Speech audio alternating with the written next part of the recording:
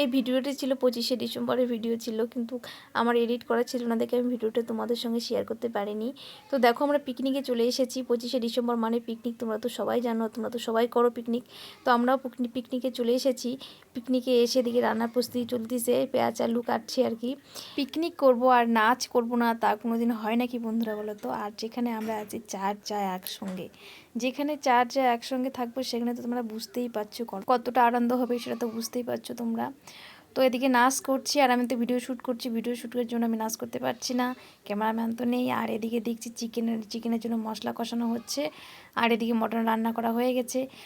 আমরা তো মেয়েরা প্রত্যেক দিন বাড়িতে রান্না করি আর ওদের তো খাওয়াই, তার জন্য আজকে বড়রা সবাই মিলে রান্না করছে।